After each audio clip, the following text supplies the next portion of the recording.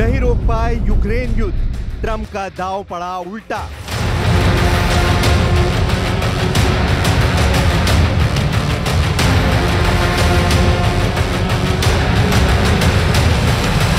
बयालीस महीनों से ज्यादा की जंग में रूस ने यूक्रेन के 27% इलाके पर कब्जा कर लिया है। लेकिन जो ट्रंप पिछले 7 महीनों से लगातार दावे कर रहे थे कि वो रूस यूक्रेन जंग रुकवा देंगे, वो राष्ट्रपति ट्रंप अब बुरी तरह से निराश और हताश हो चुके हैं। खबर है कि गुस्साए राष्ट्रपति ट्रंप ने अब पुतिन से ज्यादा जेलेंस्की पर भड़ास निकालते हुए यूक्रेन को धमकी दी है कि अगर जेलेंस्की और पुतिन की मीटिंग नहीं होती है तो वो यूक्रेन पर बेहद सख्त प्रतिबंध और भारी टैरिफ लगा देंगे। दावे तो यहां तक किए जा रहे हैं कि पुतिन ने 15 अगस्त को अलास्का और 18 अगस्त को जेलेंस्की और ट्रंप के बीच हुई मीटिंग के बाद से यूक्रेन पर हमलों में 15 गुना तक की बढ़ोतरी कर दी है। खबर तो यह भी है कि पुतिन जेलेंस्की के साथ 1-to-1 मीटिंग करके जेलेंस्की को अपने बराबर का ओपोनेंट नहीं बनाना चाहते हैं। इधर कीव में रूस के ताजा हमलों से कोहराम मच गया है, जिसमें दर्जनों लोग मारे गए हैं। हम आपको दिखाने जा रहे हैं कि कैसे बौखलाई ट्रंप सरकार ने अब यूक्रेन युद्ध में भारत सरकार को घसीटने की कोशिश की है। हम आपको यह भी दिखाएंगे कि क्यों ट्रंप के बिजनेस सलाहकार ने यह कहा है कि यूक्रेन युद्ध मोदी युद्ध बन चुका है। यानी अमेरिका दुनिया में मैसेज देना चाहता है कि मोदी और पुतिन की नजदीकी की वजह से भारत अरबों डॉलर का तेल खरीद रहा है, जिसके पैसे से रूस हथियार खरीद रहा है और यूक्रेन को तबाह और बर्बाद कर रहा है। कुल मिलाकर यूक्रेन युद्ध में अब ट्रंप के मुताबिक आर्थिक विश्व युद्ध शुरू हो चुका है।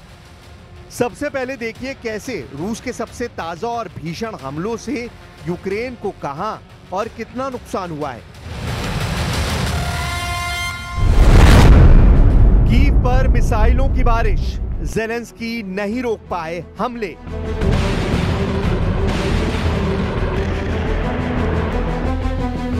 आपके टीवी स्क्रीन पर इस वक्त जो तस्वीरें दिख रही हैं वो यूक्रेन पर रूसी सेना के हमलों की सबसे ताजा तस्वीरें हैं। राजधानी कीव पर हुए भीषण मिसाइल हमलों ने यूक्रेन की चीखें निकाल दी। दावा किया जा रहा है कि रूस ने जिस तरह से कीव पर हमला किया है वो अगस्त महीने का सबसे खूनी और विनाशकारी हमला है। यूक्रेन की राजधानी कीव से लेकर पूर्वी यूक्रेन में रूसी सेना के हमलों से जुड़े आंकड़े बता रहे हैं।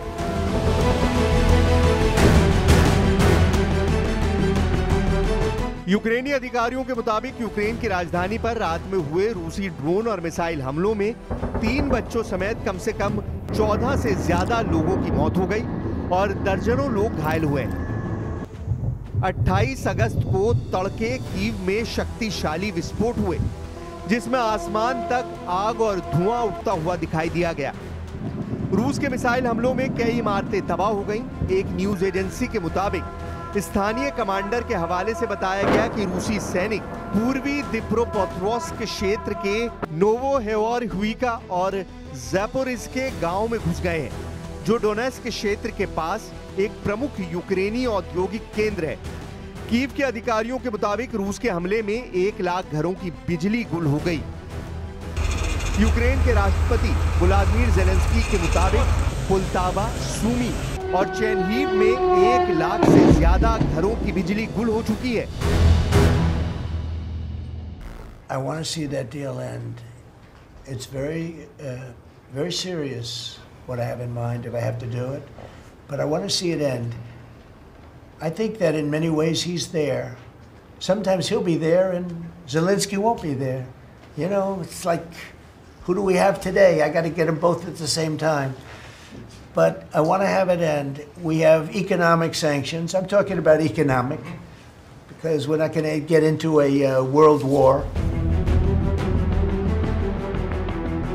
इधर दूसरी तरफ राष्ट्रपति ट्रंप इस बात से बौखलाए हुए हैं कि पुतिन और जेलेंस्की से अलास्का और वॉशिंगटन में मीटिंग के बाद जिस तरह से ट्रंप की दुनिया में वाहवाही हो रही थी, उसका जनाजा निकलना शुरू हो गया है।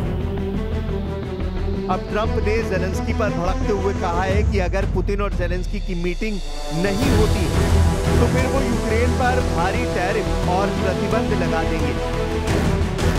ट्रंप ने जेलेंस्की पर भड़कते हुए कहा कि जंग में कोई एक जिम्मेदार नहीं है, जेलेंस्की मासूम और बेचारा बनने की कोशिश ना करे।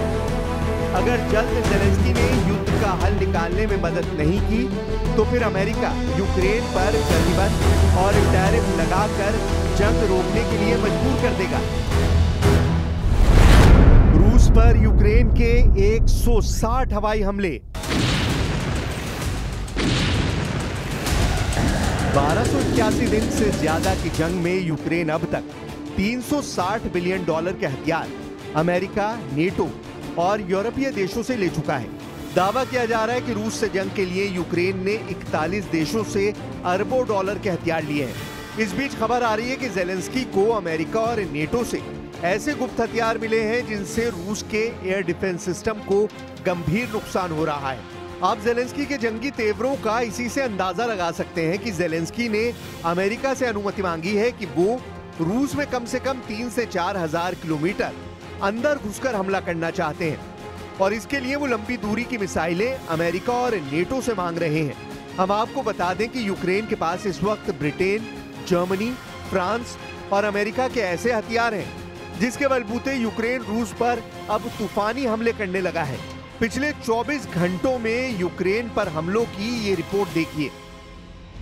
रूस पर यूक्रेन के ताजा हवाई हमलों से साबित हो गया है कि ज़ेलेंस्की अब किसी भी कीमत पर जंग नहीं रोकना चाहते हैं। ऐसा लगता है कि 18 अगस्त को अमेरिका के वॉशिंगटन में ट्रंप के साथ मीटिंग और 7 यूरोपीय देशों के लीडर्स के साथ हुई मीटिंग के बाद ज़ेलेंस्की को ये ग्रीन सिग्नल मिल गया है कि यूक्रेन भी रूस की तरह हमले तेज करे।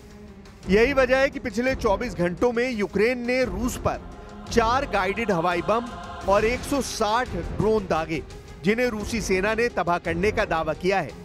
रूसी रक्षा मंत्रालय ने दावा किया है कि उसके एयर डिफेंस सिस्टम ने यूक्रेन के 33 ड्रोन को हमला करने से रोका है। रूसी सेना ने रूसी राजधानी मॉस्को की ओर उड़ रहे एक ड्रोन को भी मार गिराया। टास समाचार एजेंसी ने रूसी अधिकारियों के हवाले से दावा किया है कि यूक्रेन के ड्रोन हमले के कारण मध्य रूस के कई हवाई अड्डों से उड़ानों को अस्थायी तौर पर रोक दिया गया है। मॉस्को के समय अनुसार सुबह 9:30 बजे से दोपहर 12 बजे के बीच 13 यूक्रेनी मानवराही ड्रोन को मार गिराया, जिनमें से 12 ब्रांस्क क्षेत्र में और एक कलुगा क्षेत्र में हमला करने के लिए भेजे गए थे।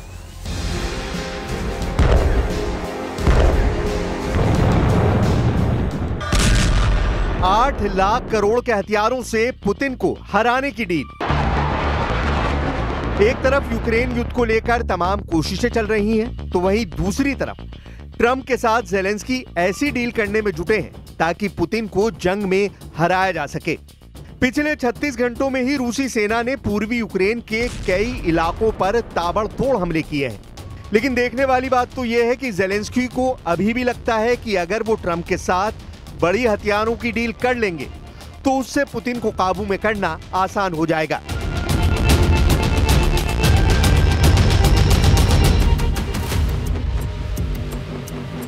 Мы не можем согласиться с тем, что теперь предлагаются вопросы безопасности, коллективной безопасности решать без Российской Федерации. Это не получится. Мы уже не раз объясняли, что Россия своих интересов не завышает, но наши законные интересы мы будем обеспечивать твердо и жестко. И я уверен, что на Западе, прежде всего в Соединенных Штатах, прекрасно понимают, что всерьез обсуждать вопросы обеспечения безопасности без Российской Федерации – это утопия, это путь в никуда.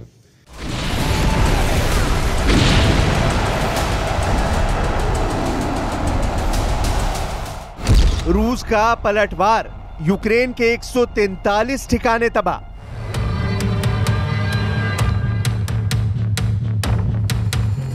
इधर रूस ने यूक्रेन के पूरे डॉनबास के 88% इलाके पर कब्जे का दावा किया है। ट्रंप के सामने भी पुतिन ने 15 अगस्त 2025 को कहा था कि अगर यूक्रेन के 4 बड़े इलाके रूस को यूक्रेन सौंप दे तो रूस सीज फायर के लिए तैयार हो सकता है। लेकिन ज़ेलेंस्की ने 2 टूक कह दिया है कि यूक्रेन की जमीन रूस को गिफ्ट में नहीं दी जाएगी। यूक्रेनी सेना ने भी चुन चुनकर रूस की तेल रिफाइनरियों में भयंकर हमले किए हैं। तेल रिफाइनरियों से उठता धुआं साफ दिखाता है कि यूक्रेन, अमेरिका और नेटो चाहते हैं कि अगर रूस के तेल रिफाइनरियों को तबाह कर दिया तो रूस लाखों बैरल तेल रोज निर्यात नहीं कर पाएगा और जंग रोकने के लिए मजबूर हो जाएगा।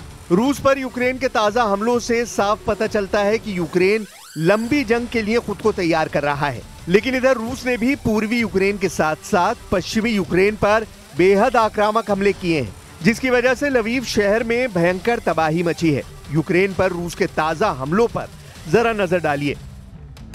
यूक्रेन के ज़ैपोरिज़िया क्षेत्रीय सैन्य प्रशासन के प्रमुख इवान फेडोरोव के मुताबिक रूसी सेना ने यूक्रेन के ज़ैपोरिज़िया क्षेत्र में एक ही दिन में 17 बस्तियों पर 448 हमले किए हैं।